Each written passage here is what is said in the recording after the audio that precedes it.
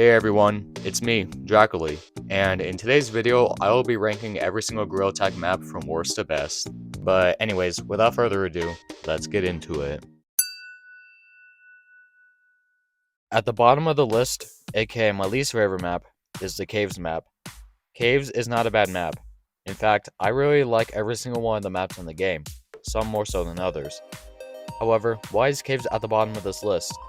Well, it has to do with the gameplay and the enjoyment I get from playing on this map. Caves is, well, a cave, with a vast amount of crystals inhabiting the area.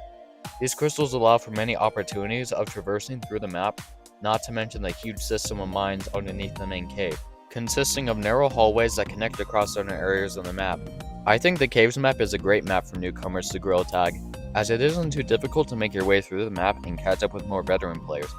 However, the one glaring issue I have with the map is the repetitious nature that the map emits.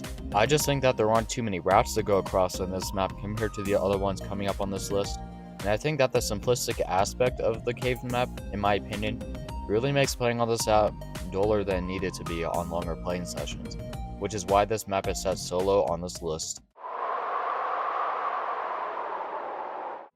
In 5th place, we have the Canyons map. Now, this map wasn't great when it was first released, as it just felt like a barren wasteland filled with winding gaps where one wrong turn could lead to your demise. There are a few cacti and little houses on the walls here and there, but there wasn't a whole lot that this map offered to players like me who just wanted to play tag and have fun, which just made this map boring for me to play on. However, the map has recently gotten some changes that throw my original opinion out the window, and I've come to enjoy playing on the map a lot more recently. Many things have been added, such as a little scaffolding area and a bunch of hanging ropes across the map to name a few. Not only do these additions add to the atmosphere of the Canyons map, but it also enhances the gameplay in such a way that doesn't make playing on the map as miserable anymore for many players.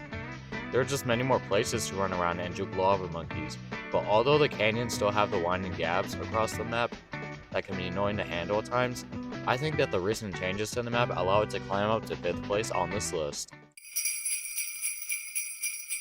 Up next is the Mountains map.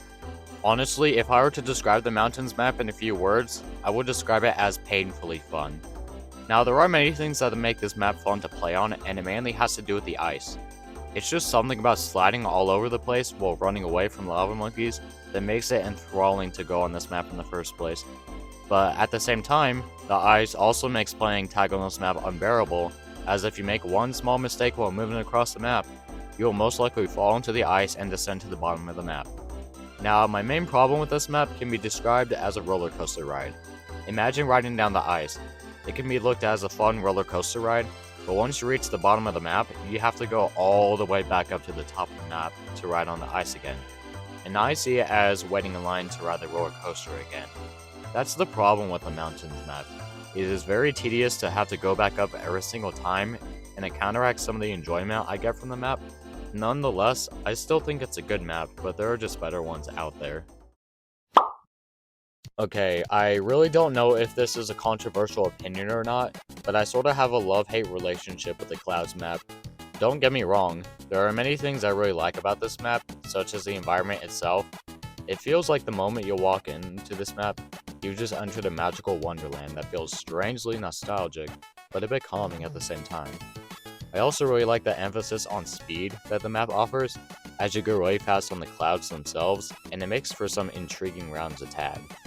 But the things I don't like about this map are more or less just nitpicks of mine, so please just take my opinions with a grain of salt. The Clouds map is great for messing around and goofing off, but for a map meant for playing tag, not as much.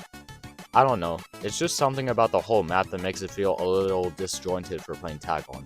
Watch, I can describe the whole map in a couple of areas.